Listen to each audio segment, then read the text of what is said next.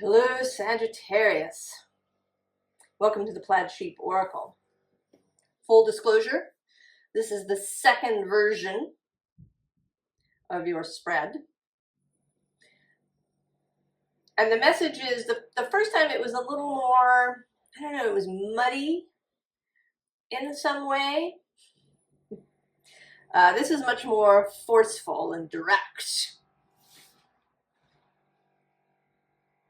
And it is fundamentally a very direct message. It seems largely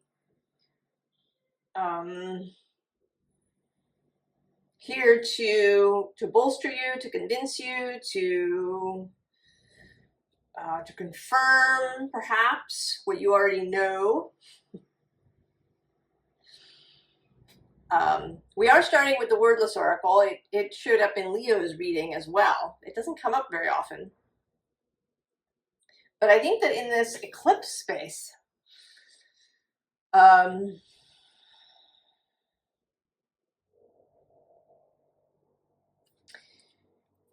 here you are, and you know you've been facing the direction you're facing. And maybe you've been facing it for a long time. We've talked in your readings recently about you having some sort of pivot, encountering some event, person, place, thing that causes a sharp turn. And it seems, I don't know if you've been resisting that, if you saw it and you thought, no, I'm not going to go, or if you haven't seen it yet, or if it wasn't as clear as you were thinking it was going to be.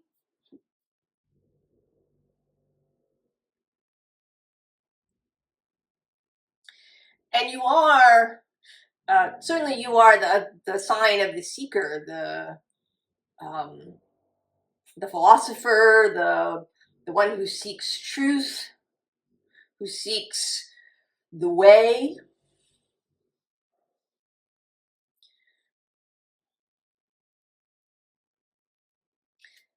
And you have been there. It's not that you haven't been doing this, but it seems like you persist in facing in a particular direction, of doing this in a particular way, that you've kind of gotten it into your mind that it needs to be this way.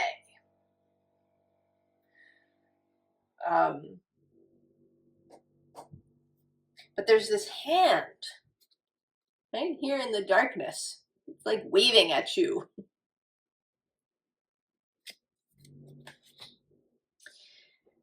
And in the scene underlying, we have this, which always looks to me like a baptism. You know, that she has immersed herself and now she rises out of the water. There's some kind of conversion happening here.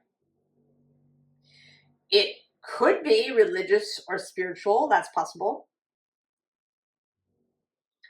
It could be, you know, simply how you do things, or it could be related to a profession. Maybe you have done something and trained for something for a long time and you've been doing it. Medical school is certainly a good example. You can spend, you know, 10, 12 years in medical school learning before you're really out. And then if you've practiced as a doctor for a while, right, it might feel really difficult to turn away from that and into something different. Or, you know, maybe you're somebody who has gone seeking, who's traveled a lot. And something different is being asked of you now. or you're somebody who's been a freelancer and the invitation now is to settle in some way in a job or a relationship. But there's something, whatever the thing is that you've been doing it this way for a really long time, whatever it is, whether it's moving or standing still or whatever it is, and now you're being asked to convert. And I think that whatever it is really deep. It's not a surface matter. It's something that really runs all the way through you.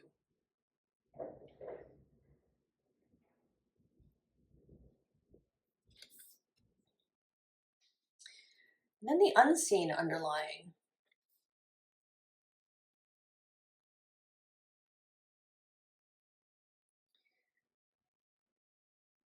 Right? She's sort of, she seems like she's moving forward, but most of her, the weight of her is back.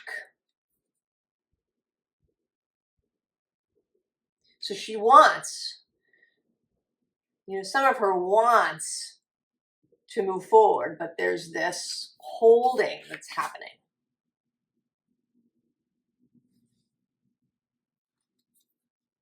And I kind of see that here with the moon too. Not so much uncertainty, but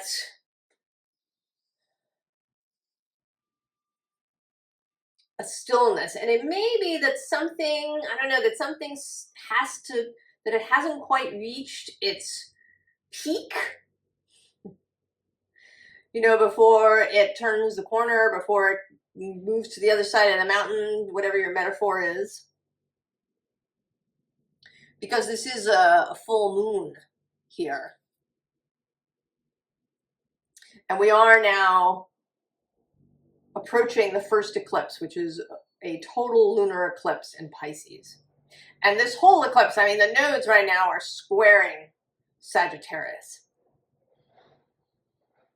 And the square can be difficult, challenging, but really also dynamic. Possibility of lots of change.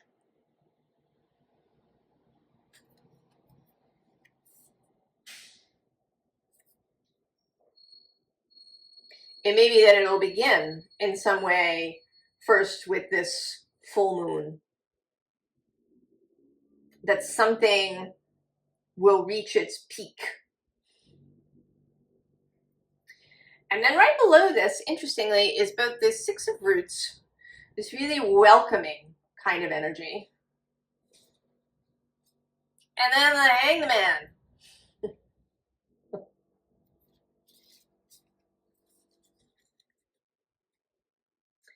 And the underside is the Star.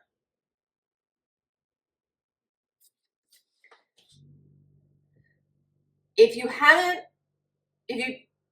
don't yet know what this conversion is, maybe that might be the issue, that you know that what you've been doing doesn't work, or it doesn't work anymore. It could be that it worked great for a while, but now it isn't working, and maybe for a little while already it hasn't been working. You haven't felt good about it. And it may be that you don't quite know, what you are converting to. But then we have the Hermit. And he knows, right? This Pisces, Virgo aspect. Virgo knows. Virgo is specific. Virgo is discerning.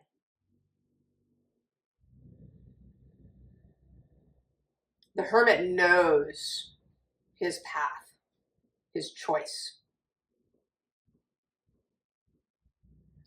This eclipse cycle, it's possible that some things have already occurred that have, you know, maybe stopped you in your tracks, that have, you know, if you knew there needed to be a pivot, but you were still kind of remaining on your course, that something has already occurred to slow you or even stop you.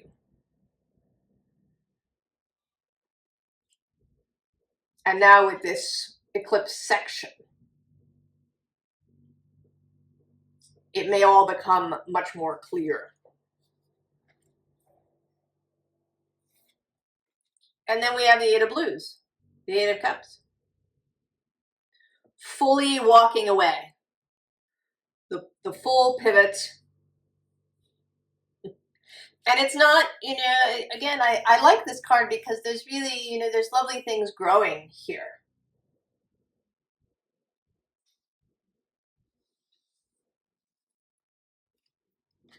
I think that's part of a successful Eight of Cups shift, is having love and respect for what was and for what is being left behind, that it was not, you know, something to be scorned or despised or trashed.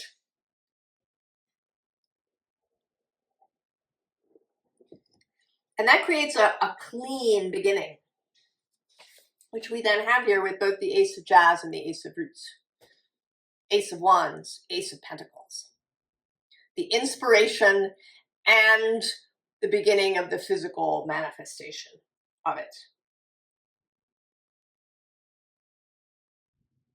That there isn't going to be a lot of waiting time between the understanding, the new idea, and then, you know, it coming into being. We have the Eight of Fire.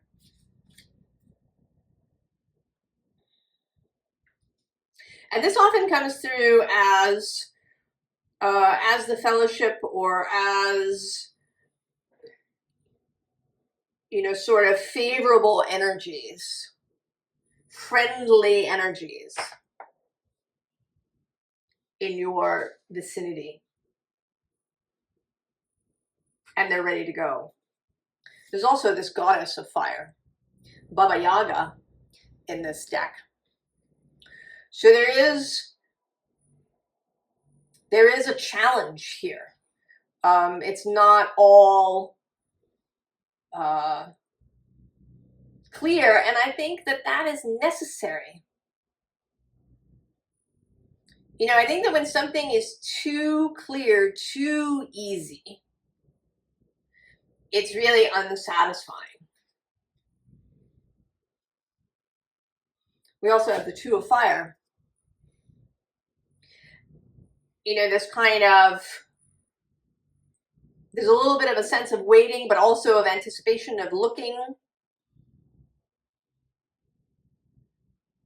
Maybe looking in different directions, deciding absolutely what it's going to be. And then we have the initiation.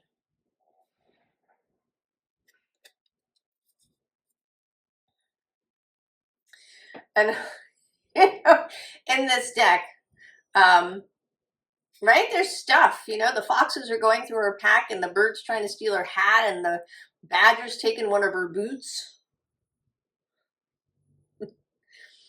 These challenges, but they are, you know, they're friendly. They're humorous.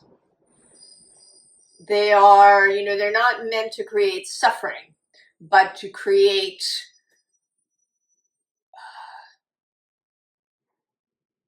skill. So you learn new things. And that they, you know, they're going to be fun. They are not, there's no malice or anything of that sort here. There is only a wish for you to enjoy this whole process and to expand as a result. The fire, the 10 of fire. And, you know, often this seems to me, there's all this, right? There is all this fire, and then there's this little red bird, this cardinal.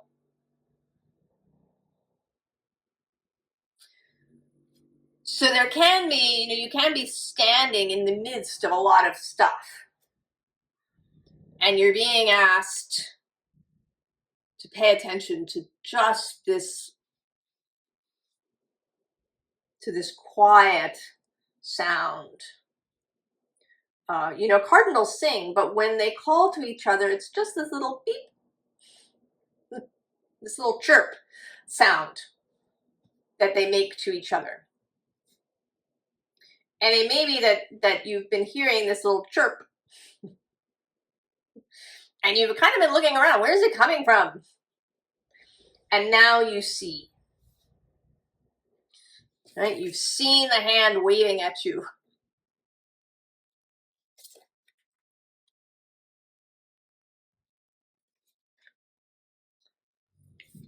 So you make your offering. You know, and I think this is all the things, you know, maybe it's, right, all the ways that the going is clean. If you're leaving a job, for example, that you don't just walk out, that you give proper notice. You're not burning bridges. If you're leaving a relationship, that you do it with as much compassion and gracefulness as you can. That you don't, you know, you're not just ghosting somebody.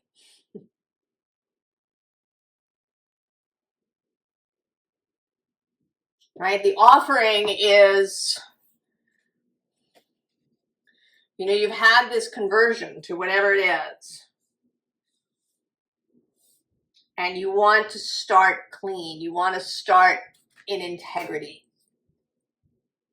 You want to start with respect and appreciation and gratitude. And then there's the journey.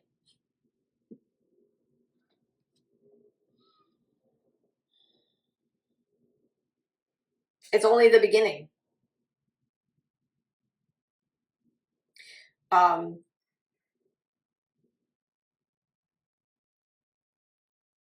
It's only the beginning.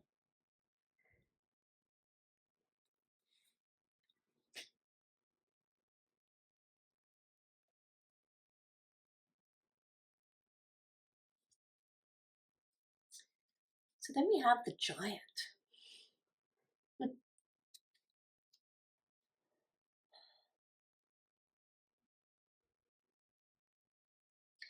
And I think perhaps he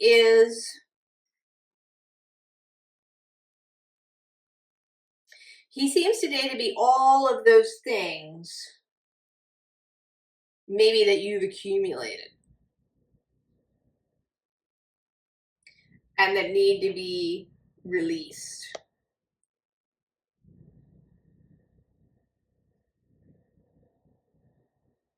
All of those, you know, it may seem, you know, if you have, you know, if you went to medical school and maybe you've been in practice for 15 years, it may seem like a really big thing. To leave all of that. The bottom of the deck has this dismemberment card.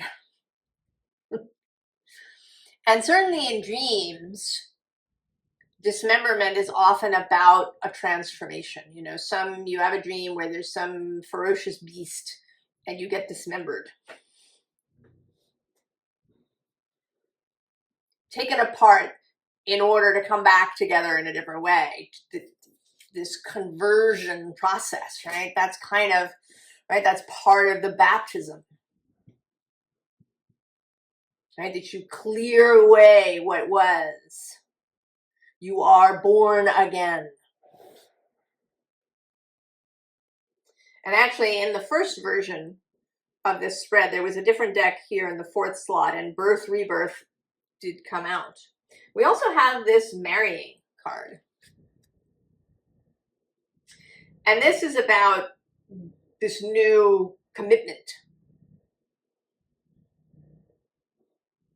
You know, the conversion is also not frivolous.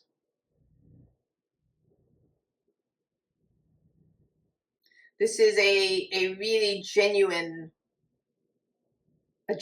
new direction that you're taking.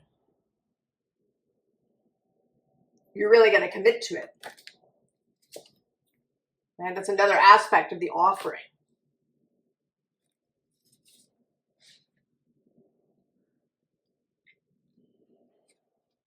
And then we have the hearth. And this feels the taking of time to really settle into this new thing. To, you know, maybe you say a little prayer. Maybe you have a little ritual. Perhaps you burn something, or you have a kind of ritual supper, or maybe you sit by the fire of the hearth or a candle, and you do a little tarot card spread for yourself, or you contemplate the fire. You spend some time just in quiet, in gratitude and appreciation, perhaps in prayer, if that is what appeals to you, what works for you.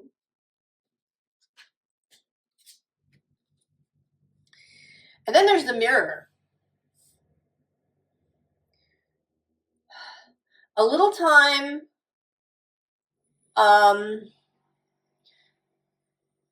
maybe asking yourself some questions. There might be some divination that you might do, or a meditation on, so what is the first step? Where do I, how do I begin from here? Is there any advice that your fellowship has to offer? That conversation that you've been having with the unseen. And then the talking horse. Connecting with all the beings, unseen and seen, that are part of this, part of your life. Maybe, sharing this conversion, sharing this new journey with your nearest and dearest. There might be asking for help. It could be that there's somebody who can give you some help in a particular direction.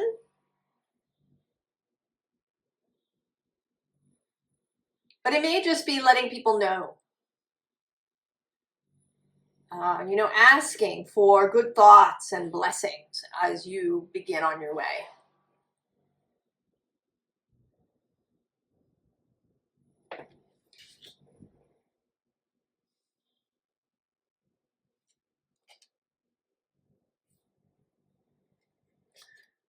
And then judgment.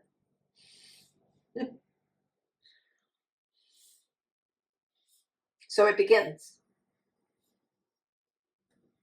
Right below judgment is the 8 of Pentacles. Getting down to whatever it is. The bottom here is that 8 of Cups repeating. the last kind of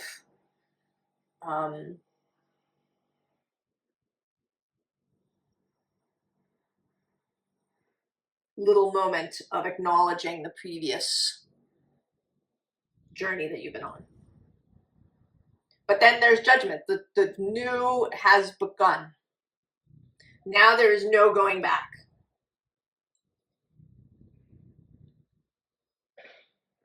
And I don't think you'll want to.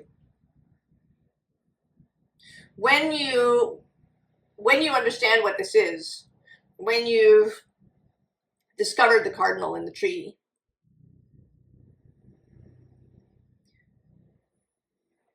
that will be really clear. I think you will really be ready. It'll be there may be a sense of relief, like, oh, finally, I know what it is. I see it now. And then it'll just be forward motion, which you're so good at. Queen of Swords, clarity, discernment, good boundaries, both with others and with yourself.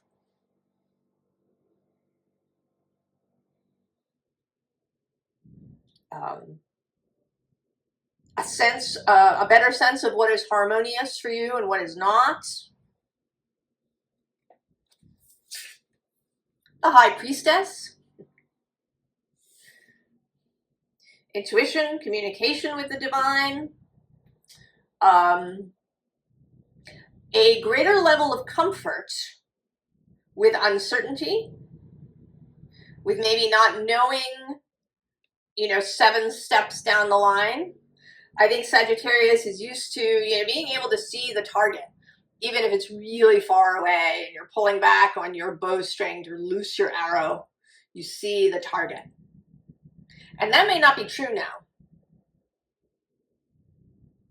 It may be that there's a kind of a series of targets and you only see the one that's just a few feet away, and then there's another.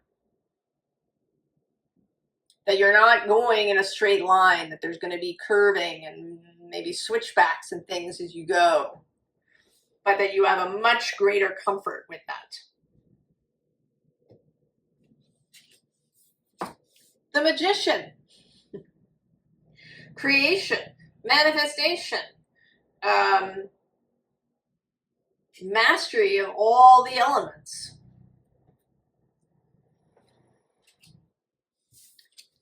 And the Page of Cups. So happy to see her.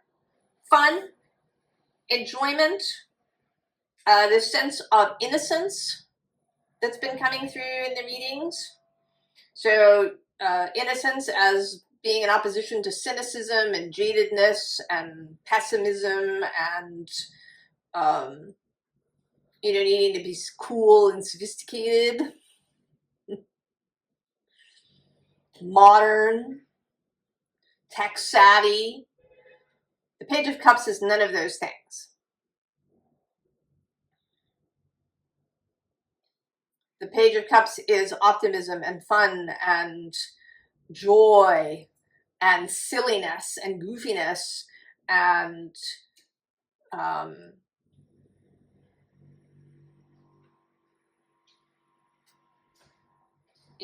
eating peaches so they run down your face, and stomping in all the puddles, and really enjoying that silly movie or that romance novel, or not being all caught up in realism.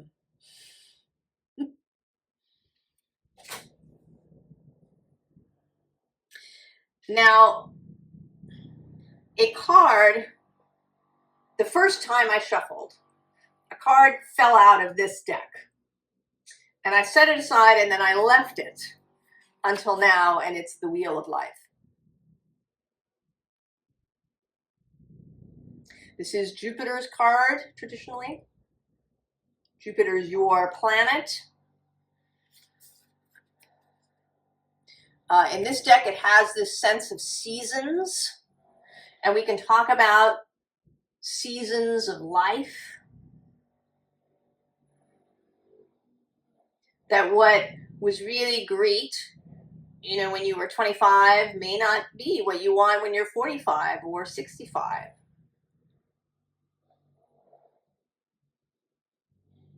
That there are different seasons of life.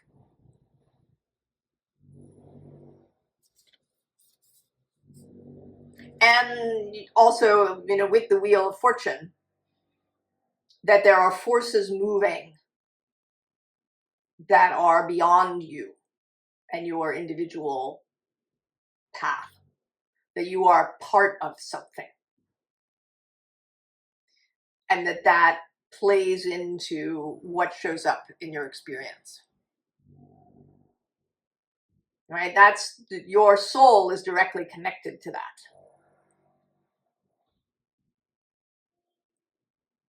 So you're a part of it, but you know, you don't have your hand on the wheel.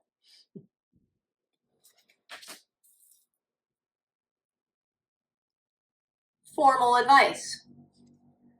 Two of Wands repeating with planning. So a little bit, right? Like a little bit of planning. Two of Wands, just, you know, choice by choice. We're not in a chess game where you're wanting to think 12 moves ahead. Keep your vision in a smaller space, right? You are following this little bird into the forest. So if the bird gets too far away, you're going to lose track of him.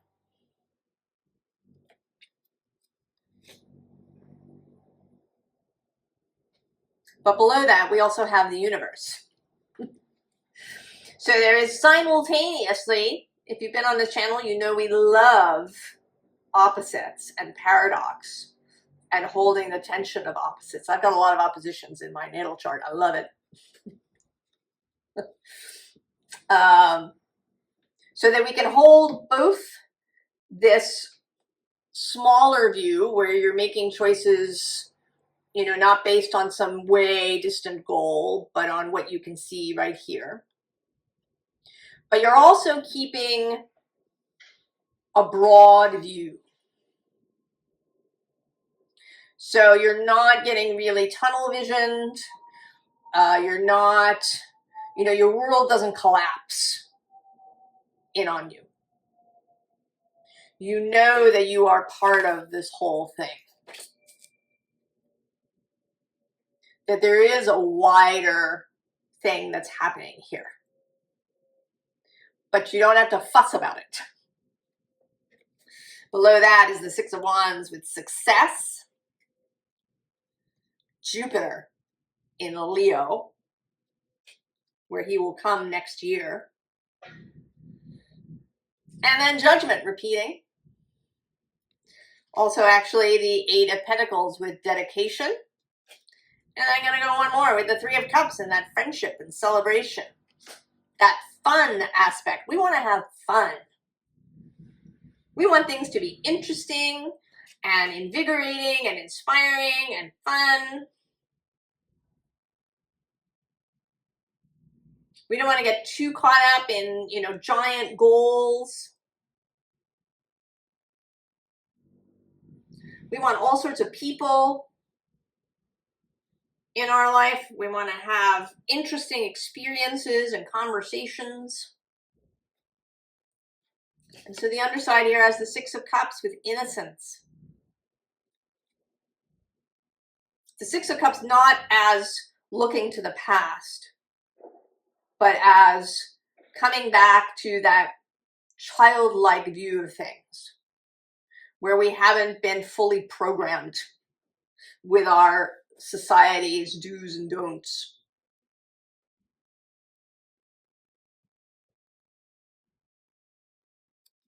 It's a little difficult. This, you know, this innocence has been coming up a lot, and I've been struggling a little bit to convey its meaning because it's really a feeling within me, and it goes with this Page of Cups.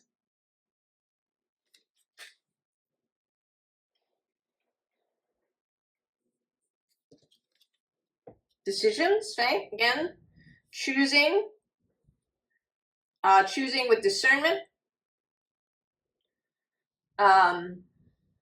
Yes, that spirit is there to help you. There are synchronicities, there are signs, but it's really within you. There's that Virgo element of the self and choosing with particularity and specificity for yourself.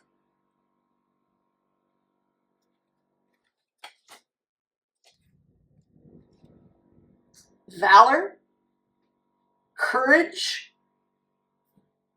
This is Mars in Leo.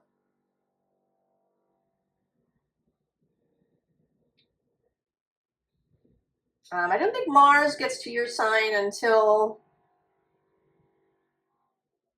the very end of the year, or maybe even January. I'm not sure. But, right, courage.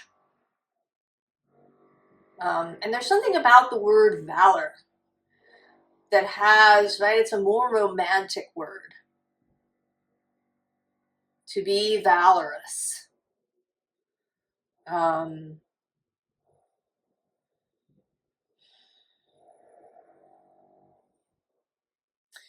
No, you could think about it. I know how it feels to me, but you can see how it feels to you. There may also be an element of leadership here. I don't ever see this card in this deck as her being defensive. I see her as leading. She's up there like Henry V giving the St. Crispin's Day speech, or Aragorn at the Black Gate.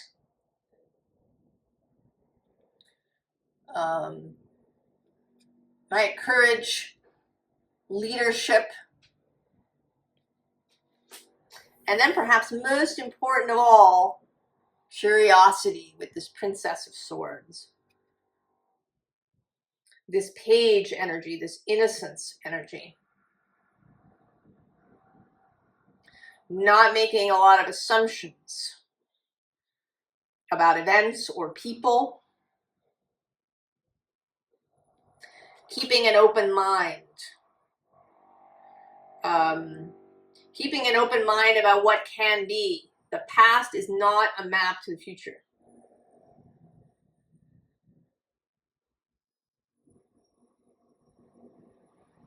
Sagittarius. Are you ready? I think you are. I think you're so ready. You're so ready. And if it hasn't happened yet, I think that it may during this eclipse cycle or just after.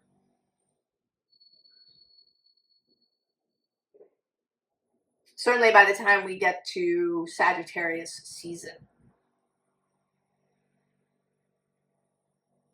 I think you will be on your way. We're going to see how the readings unfold for you. I wish you all the very best, and I hope you have a lot of fun. I'll see you next time. So long, Sag.